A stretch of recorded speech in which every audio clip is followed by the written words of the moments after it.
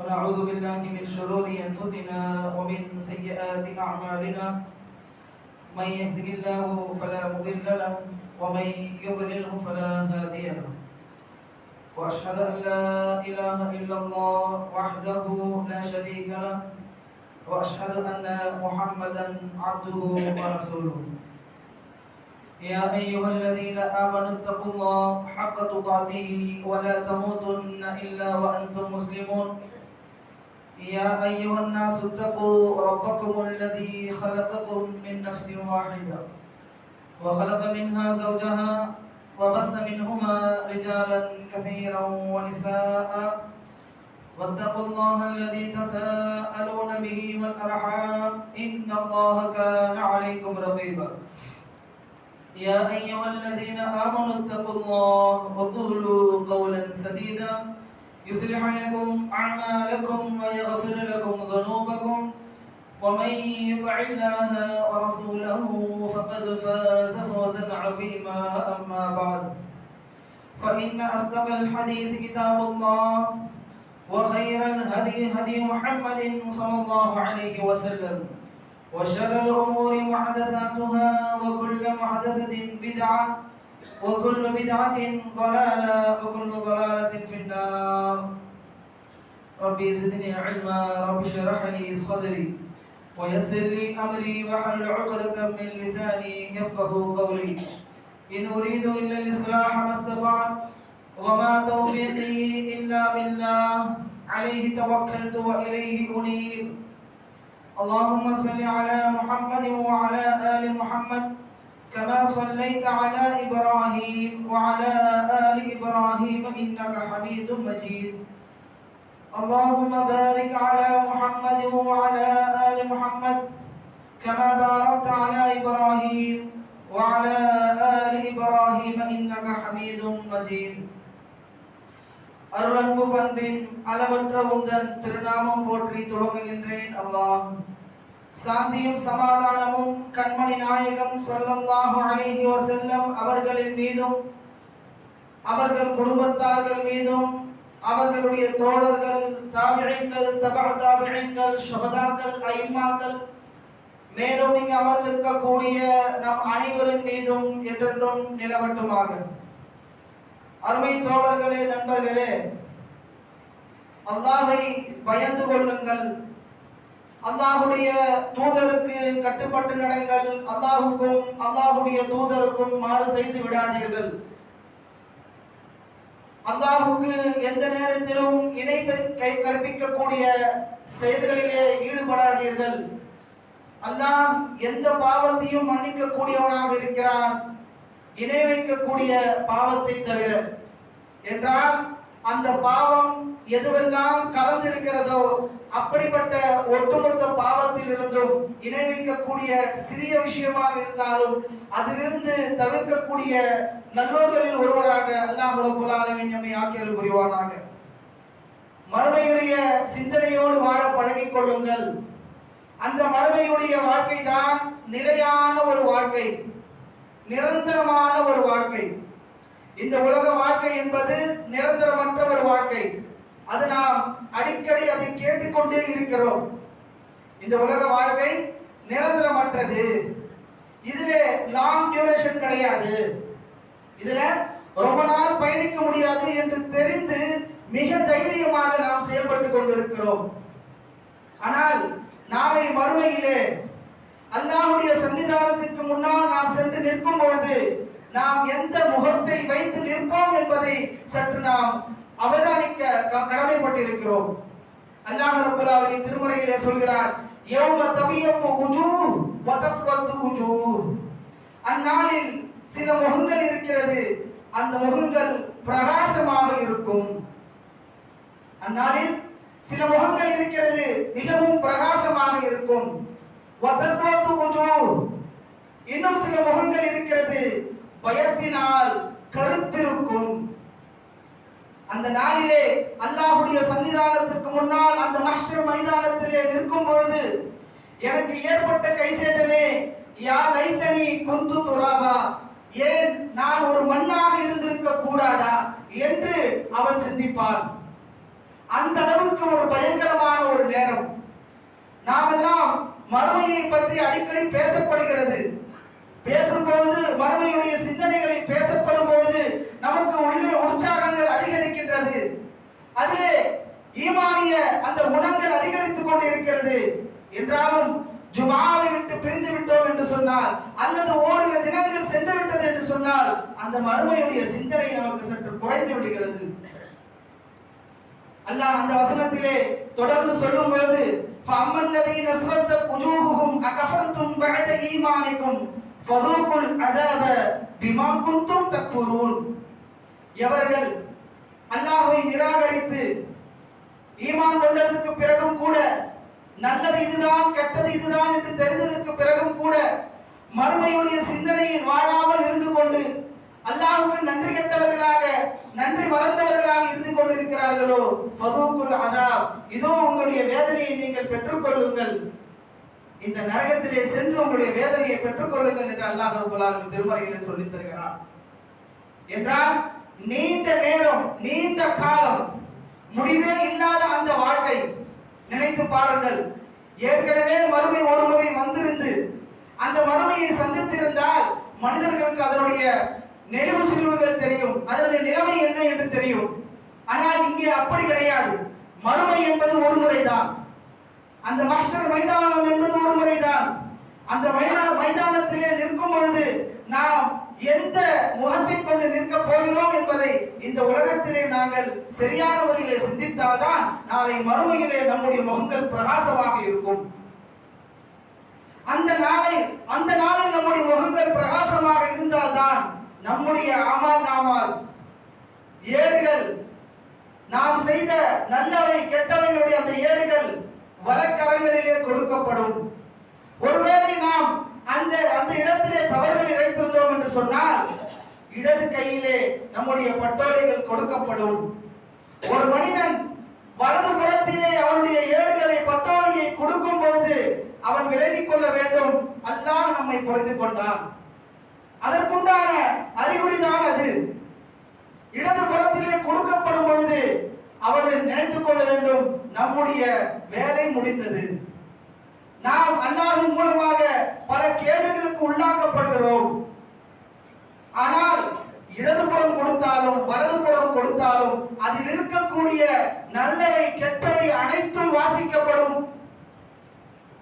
யாரெல்லாம் நல்லவர்களை போன்று வாழ்ந்தார்களோ, தீயவர்களை போன்று வாழ்ந்தார்களோ, அவர்களுடைய வாழ்க்கை வரலாறும் அதிலே வரும்.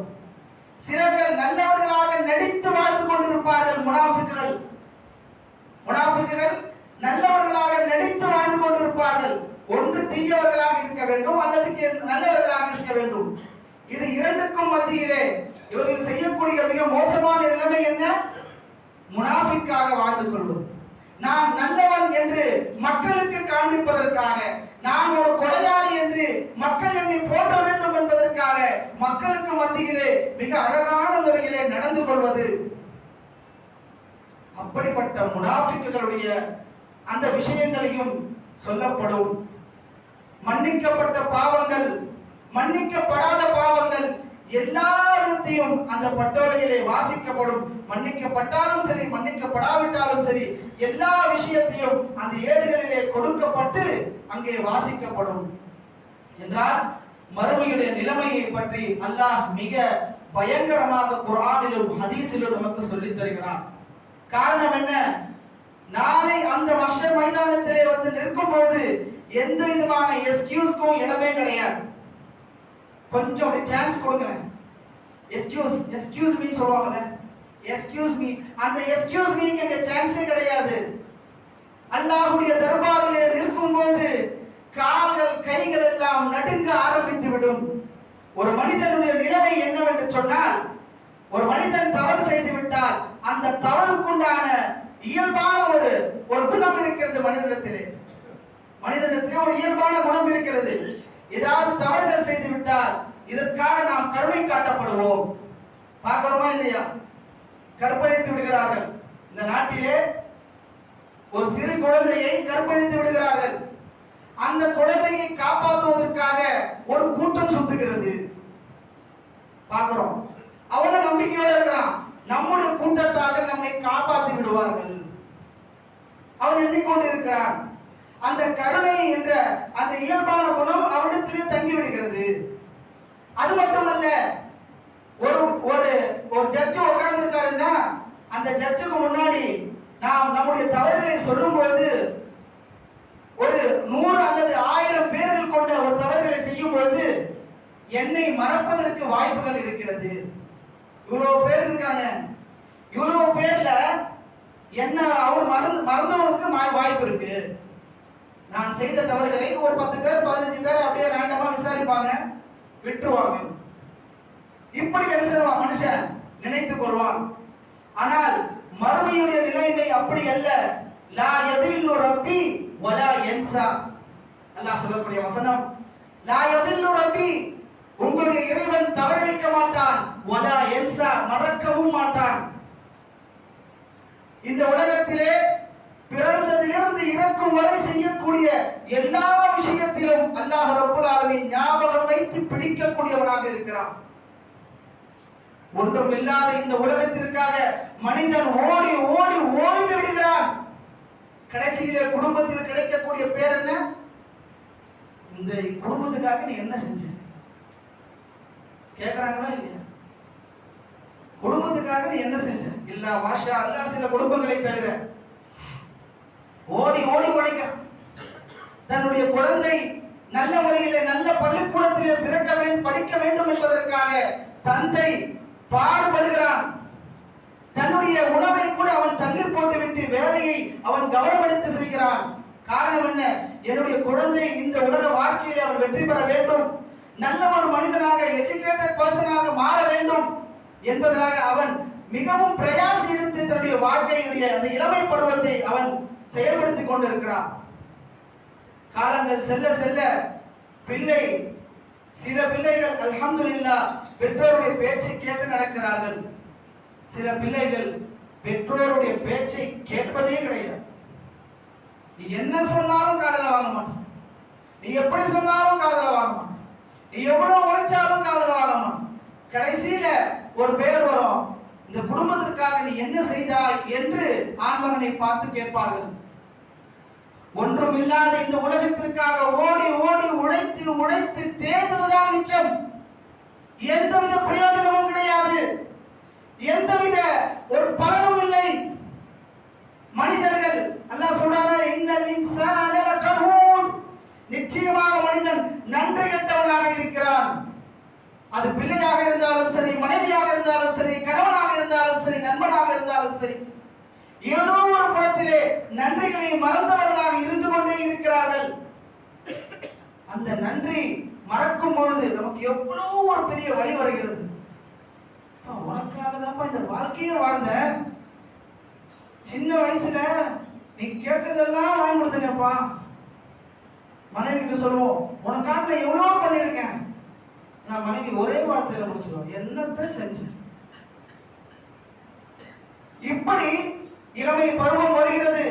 அந்த இளமை பருவத்திலே இந்த உலகத்திலே எந்த அளவுக்கு நாங்கள் படித்து முன்னேறி நம்முடைய வாழ்க்கைகளை சரி செய்ய வேண்டுமோ அந்த அளவுக்கு வாழ்க்கையை சரி செய்து கொண்டு நேர்த்தியாக கொண்டு போய் ஒரு 50 வயசு 60 வயசு வரும்பொழுது நம்முடைய முதுமை பருவம் வந்து விடுகிறது.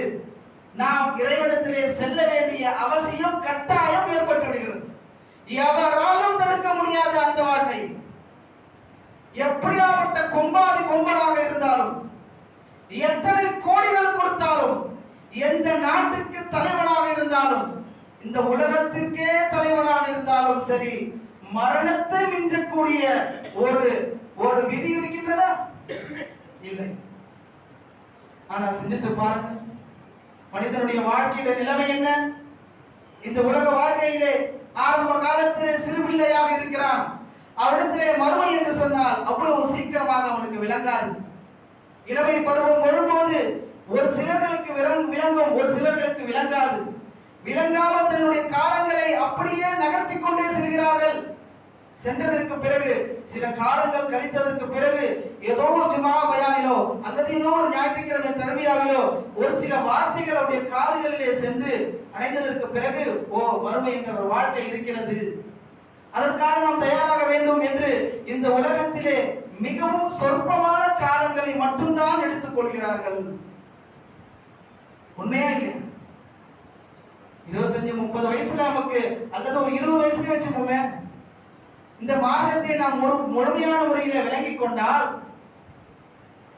அதுக்காக தான் ரசூலுல்லாஹி ஸல்லல்லாஹு அலைஹி வஸல்லம் சொன்னாங்க, மஹ்ஷர் அந்த கியாமத்துடைய நாளிலே, நிழலே இல்லாத அந்த நாளில், இளமை பருவத்திலே யார் நல்லறங்களை செய்து பள்ளியோடு தொடர்பில் இருக்கிறார்களோ அவர்களுக்கு தான் நாளை அந்த நிழலே இல்லாத நாளிலே அர்ஷ் நிழல் கிடைக்கும் என்றார்கள்.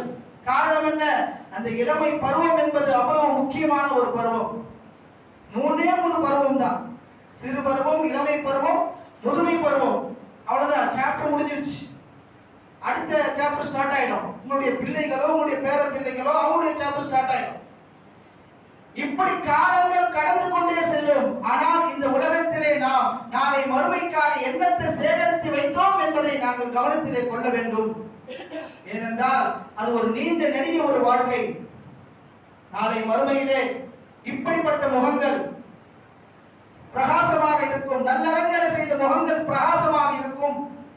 தீயவர்களை செய்த முகங்கள் கருத்து இருக்கும் என்று சொன்னால், தமிழ்ல கூட ஒரு பழமொழி சொல்லுவோம், அகத்தின் அழகு முகத்தில் தெரியும் என்று சொல்வார். அந்த மாதிரி நாளை மறுமையிலே சென்று நிற்கும் பொழுது இந்த உலகத்திலே எந்த இலட்சணத்தில் வாழ்ந்தோமோ அதே இலட்சணத்தில் தான் அங்கே எழுப்பப்படுவோம். சிந்திக்க கடமைப்பட்டிருக்கிறோம் சகோதரர்களே. மறுமையுடைய அந்த சில செய்திகளை பற்றி அல்லாஹும் அல்லாஹுடைய தூதரும் சொல்லும் பொழுது பல செய்திகளை சொல்கிறார்கள். அதிலே மனிதன் இறந்ததற்கு பிறகு நிர்வாணமாக எழுப்பப்படுகிறான். அங்கேயும் இங்கேயும் அலைந்து கொண்டிருக்கிறான். சூர் ஊதப்பட்டதற்கு பிறகு எழுகிறான். சூர் ஊதப்பட்டதுக்கு அப்புறம் மனிதன், எல்லா மனிதர்களும் எழுந்திருப்பார்கள். எப்படி என்று சொன்னால், ஏற்கனவே மரணித்த அந்த மனிதர்களும் அந்த கடைசி காலத்திலே மரணித்த அந்த மனிதர்களும் எல்லோருமே ஒரே மாதிரி எழுப்பப்படுவார்கள். அப்பொழுது கேட்பார்கள், காலு மம்பஅதனா மின் மர்கதினா, நாங்கள் தங்கி இந்த இடத்திலிருந்து எங்களை எழுப்பி விட்டது யார்? யார் கேட்பார்? ஏற்கனவே மரணித்தார்களே அந்த மனிதர்கள், அந்த நேரத்திலே மரணித்தார்களே அந்த மனிதர்கள் கேட்பார்கள், வகாலல் இன்சானு மாலஹா, என்ன நடந்தது இந்த பூமிக்கு என்று அவர்கள் கேட்பார்கள். அப்போ ஏற்கனவே மரணித்தவர்களுக்கும் அப்போது அந்த கியாமத் நாளிலே, அந்த நாளிலே மரணிக்கக்கூடிய அந்த நபர்களும் ஒரே விதமான மென்டாலிட்டியில தான் இருப்பாங்க. என்ன மென்டாலிட்டி? அல்லாஹ்வுடைய கேள்வி கணக்குகள் இலகுவாக்கப்பட வேண்டும்.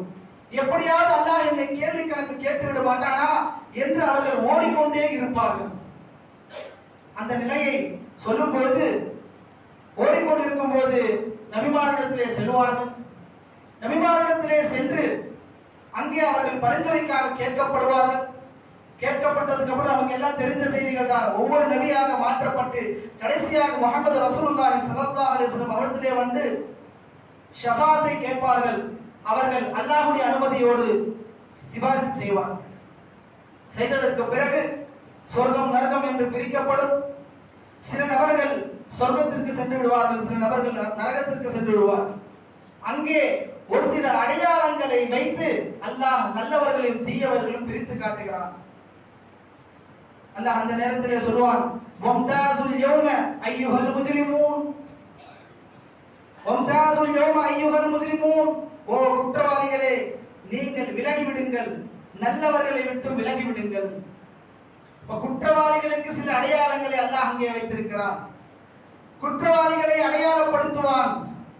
அங்கே மஹ்ஷர் மைதானத்திலே எல்லோரும் முன்னாடியும் குற்றவாளியாக நிற்கும் போது தலை குனிந்து நிற்கக்கூடிய ஒரு நிலை ஏற்பட்டுவிடும் சகோதரர்களே. அதற்காக இந்த உலகத்தை நமக்கு தந்திருக்கிறான். இந்த உலகத்திலே ஹராமையும் ஹலாலையும் பேணி நடக்கக்கூடியவர்களாக நாம் இருக்க வேண்டும். வியாபாரத்திலே மோசடி செய்யாதவர்களாக இருக்க வேண்டும். கொடுக்கல் வாங்கலிலே எந்த விதமான குளறுபடியும் செய்யாதவர்களாக இருக்க வேண்டும். கொடுத்த வாக்குறுதிகளை சரியான முறையிலே, நேர்த்தியான முறையிலே, கடமையாக அதை செய்து முடிக்கக்கூடியவர்களாக இருக்க வேண்டும். குடும்பத்தோடு நல்ல முறையிலே நடந்து கொள்ள வேண்டும். எல்லா நேரத்திலும் தொழுகையை கடைபிடித்தவர்களாக இருக்க வேண்டும். அப்போ குற்றவாளிகளை பிரித்து காட்டுவான் அல்லாஹ் ரப்பல் ஆலமீன். அதே போன்று நல்லோர்களுக்கும் அதே நிலைமைதான். சமிஅத் ரசூலுல்லாஹி ஸல்லல்லாஹு அலைஹி வஸல்லம் யகூலு இன்ன உம்மத்தி யதுஊன யௌமல் கியாமா, நிச்சயமாக கியாமத்துடைய நாளிலே என்னுடைய உம்மத்துகள் அழைக்கப்படுவார்கள். குர்ரன் முஹஜ்ஜலீன மின் ஆதாரில் வுது, அவர்கள் வுது செய்தவர்கள், அதாவது சொர்க்கவாசிகள் நல்லவர்களை அழைக்கப்படுவார்கள். எப்படி? அவர்களுக்கு என்ன சில அடையாளங்கள் இருக்கும். குர்ரன் என்று சொன்னால் அந்த குதிரைக்கு மேலே நெத்தியில் இருக்கும் பாருங்க, ஒரு மாதிரி ரவுண்டா, அதுதான் குர்ரன் என்று சொல்வார்கள். முஹஜ்ஜலீன் என்று சொன்னால் ஒட்டகத்துடைய அந்த கணுக்கால ஒரு மாதிரி இருக்கும் பாருங்க, அதுக்கு சொல்லுவாங்க. என்றால் அதுக்கு ஒரு அடையாளம். சில பேர் சொல்லுவாங்களா இல்லையா, தொழுகைக்கு வந்து நெத்தில ஒரு அடையாளம் வந்துடுச்சு அப்படின்னு சொல்லுவாங்க. அது சம்பந்தமா சொல்றேன். இப்ப இந்த மாதிரி ஒரு அடையாளத்தோடு எழுப்பப்படுவார்கள். யாருக்கு அந்த அடையாளம் கிடைக்கும்? யார் முறையாக தொழுதார்களோ. தொழுதாதானே ஒது செய்ய முடியும், ஒது செஞ்சாதானே தொழ முடியும். நீ தொழவே இல்லை, ஒதுவே செய்யலைன்னா எப்படி நல்லவர்களை பிரித்தெடுக்க முடியும்? சிந்திக்க கடமைப்பட்டிருக்கிறோம்.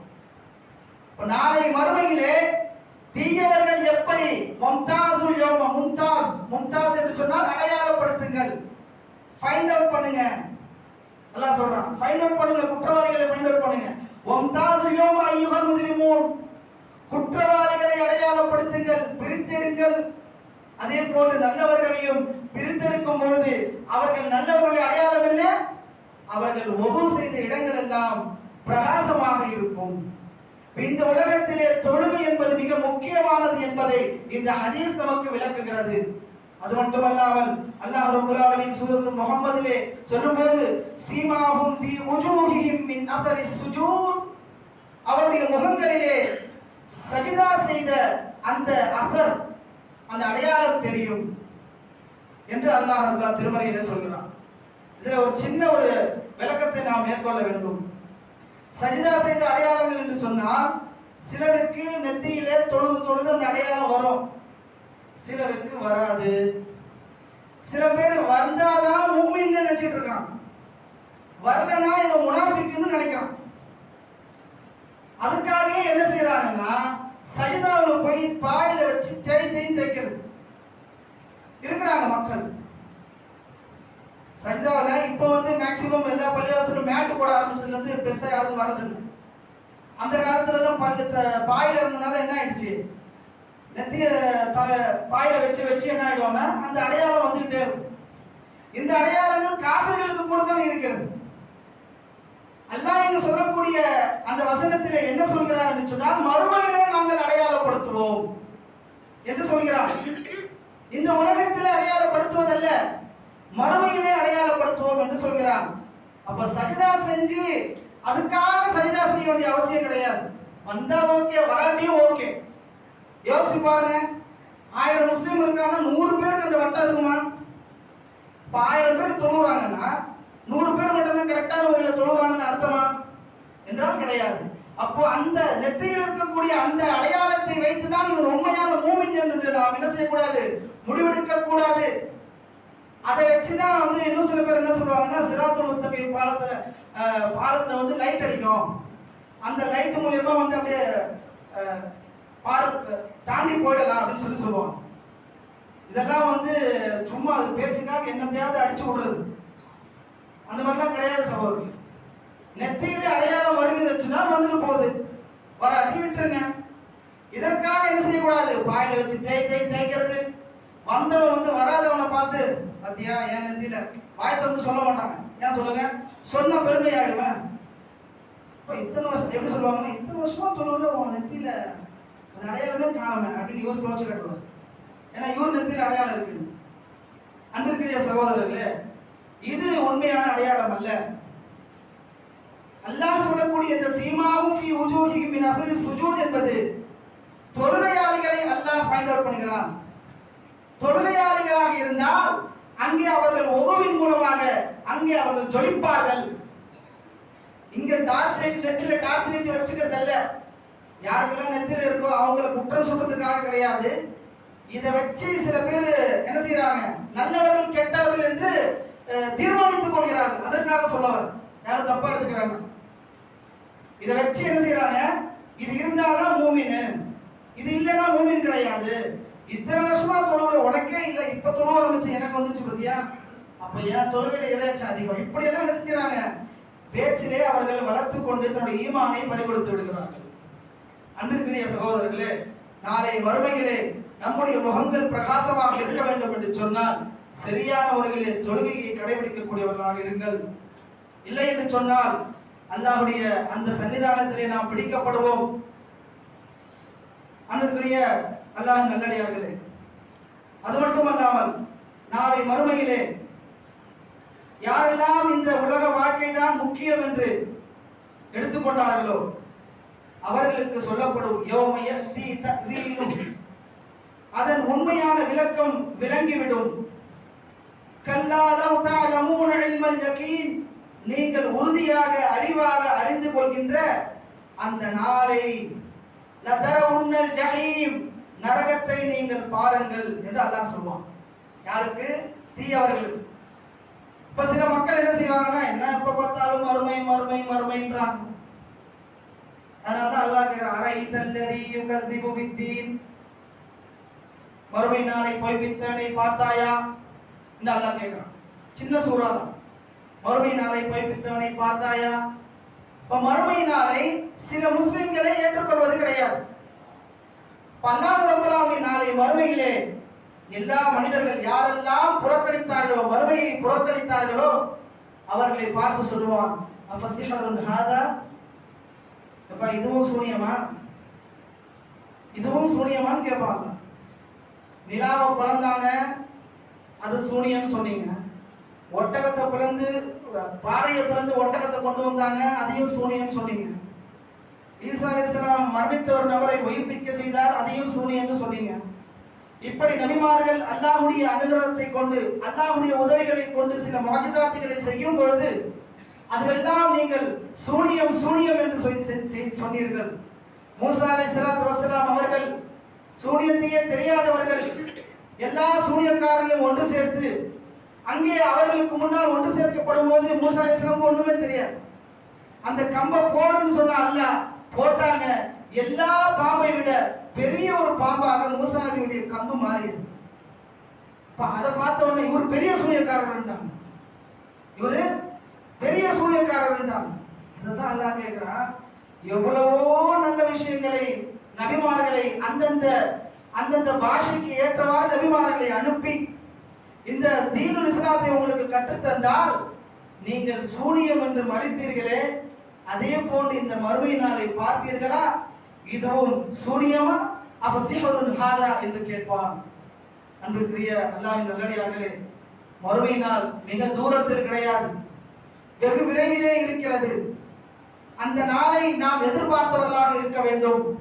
மறுமை நாளுடைய சிந்தனை இருந்தால் மட்டும்தான் இந்த உலகத்திலே நாம் நல்லவர்களாக வாழ முடியும். சூரத்துல் பக்ராவை படிக்கிறோம். தாலிகல் கிதாபு லா ரைப ஃபீஹி ஹுதல் லில் முத்தகீன், மூமின்கள் எப்படி, முத்தகீன்கள் எப்படிப்பட்டவர்கள்? அல்லதீன யுமினூன பில் கைபி வ யுகீமூன ஸலாத்த வ மிம்மா ரஸக்னாஹும் யுன்ஃபிகூன் வல்லதீன யுமினூன பிமா உன்ஸில இலைக வ மா உன்ஸில மின் கப்லிக் வ பில் ஆখিরাতিஹும் யூகினூன். அவர்கள் மறுமையை அப்படி நம்புவார்கள். ஏன்? மறுமை என்ற ஒரு வாழ்க்கை இருக்கிறது. அந்த வாழ்க்கையிலே அல்லாஹ்வுக்கு முன்னால் சின்ன பாவமாக இருந்தாலும் சரி, பெரிய பாவமாக இருந்தாலும் சரி, அல்லாஹ் நம்மை நிற்க வைத்து கேள்வி கேட்பான். அதுல எந்த மாற்று கருத்தும் கிடையாது என்று உறுதியாக நம்புவன் தான் உண்மையான முஃமின். அதெல்லாம் பார்த்துக்கலாம் விடு, எவ்வளோ பேர் எவ்வளோ அநியாயம் பண்றான், அங்க போய் பேசிக்கலாம். அவன் பண்ணால, நான் அல்லாஹ் கிட்ட பேசுறேன். அல்லாஹ் சொல்லுவான், இங்க பேசக்கூடிய நேரம் இல்லப்பா உனக்கு. அல்லாஹ் சொல்லுவான், இங்க பேச முடியாது, உன்னுடைய பேச்சு எடுபடாது என்று சொல்லிவிடுவான். அன்பிற்குரிய அல்லாஹ்வின் நல்லடியார்களே, இந்த உலக வாழ்க்கையை நம்மை மறக்கடிக்க கூடியது.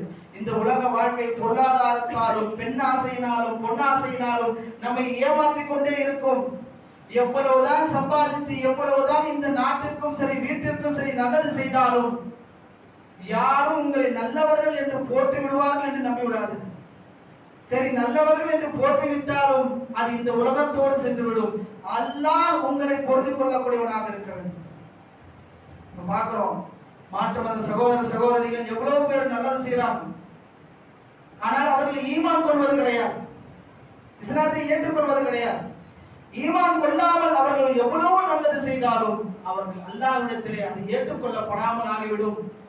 ஆனால் நாம் மூமின்களாக முஸ்லிம்களாக இருந்து கொண்டிருக்கிறோம். நாம் செய்யக்கூடிய சின்ன அமலை கூட அல்லாஹ் ஏற்றுக்கொள்ளக்கூடியவனாக இருக்கிறான். அல்லாஹ் மிகப்பெரியவன், அல்லாஹ் கருணையுள்ளவன். அல்லாஹ்வை பயந்து வாழக்கூடிய மக்களாக அல்லாஹ் ரப்பல் ஆலமீன் என்னைக்கும் உங்களையும் ஆக்கிரமிக்க புரிவானாக.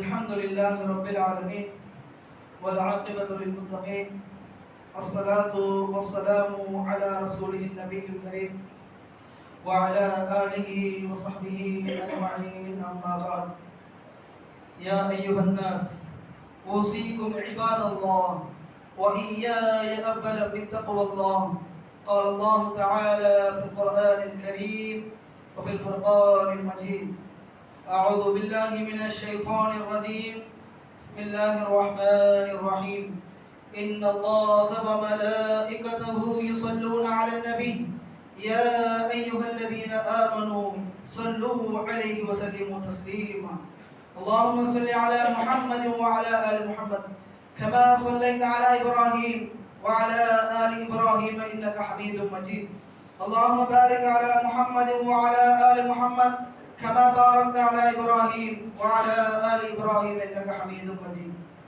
அன்பிற்குரிய அல்லாஹ்வின் நல்லடியார்களே, நாம் நினைப்பதை போன்று மறுமை ஏதோ ஒரு கற்பனை கதை அல்ல. பலஸ்தீனிலே அல்லது வேறு சில நாடுகளிலே, இஸ்லாமிய நாடுகளிலே முஸ்லிம்கள் கொல்லப்படுகிறார்கள். செய்தியாக கேட்கப்படுவதற்கும் அங்கே இருந்து அதை அனுபவிப்பதற்கும் மிகப்பெரிய வித்தியாசம் இருக்கிறது. செய்தியாக கேட்கப்படும் போதே நம்முடைய ஈரக்கொலைகள் நடுங்குகிறது என்று சொன்னால், அங்கே இருந்து அந்த உயிர் சேதங்களை பார்க்கும்போது நம்முடைய குணங்கள், நம்முடைய எண்ணங்கள், நம்முடைய குடல்கள் எந்த நிலைமையில் இருக்கும் என்பதை சிந்தித்து பாருங்கள். போன்றுதான் நாளை மறுமையுடைய நிலைமை. இன்று சாதாரணமாக மறுமையை பற்றி நாம் பேசிவிட்டு சென்று விடலாம், அல்லது உணர்ச்சி வசமாக பேசிவிட்டு சென்று விடலாம், அல்லது அதை கேட்கும் போது அல்ஹம்துலில்லாஹ் நல்ல முறையில் இருந்தது என்று கேட்டு ஃபத்வா கொடுத்து விட்டு சென்று விடலாம். அதை பின்பற்றுவதுதான் மிகப்பெரிய ஒரு சவாலாக இருக்கிறது. நாளை மறுமைக்காக தயாராகுவதுதான் சவாலான ஒரு வேலையாக இருக்கிறது. நாளைக்கு மறுமைக்காக தயாராகுங்கள். அல்லாஹ் ரப்பல் ஆலமீன் என்னையும் உங்களையும் நாளை மறுமையிலே யௌம தபியது wujuhu யௌமஇதின் நாதிரா, அந்த நாளிலே சில முகங்கள் பிரகாசமாக இருக்கும், பொலிவுடன் இருக்கும் என்று சொல்கிறானே, அப்படிப்பட்ட பொலிவான முகத்திலே என்னையும் உங்களையும் என் குடும்பத்தாரையும் உங்கள் குடும்பத்தாரையும் அல்லாஹ் ரப்பல் ஆலமீன் ஆக்கிரமிக்க புரிவானாக. ஹாதா மா இன்தி வல் இல்மு இன்தல்லாஹ் வ அகூலு கௌலி ஹாதா வ அஸ்தக்ஃபிருல்லாஹ லி வ லக்கும் இன்னஹு ஹுவல் கஃபூருர் ரஹீம். இன்னல்லாஹ யஅமுரு பில் அத்ல் வல் இஹ்சான் வ ஈதாஇ தில் குர்பா வ யன்ஹா அனில் ஃபஹ்ஷாஇ வல் முன்கரி வல் பகி يعظكم لعلكم تذكرون اذكروا الله يذكركم وادعوه يستجيب لكم ولذكر الله تعالى وأولى وأعز وأتم وأهم وأقوى وأكبر. قيموا الصلاة.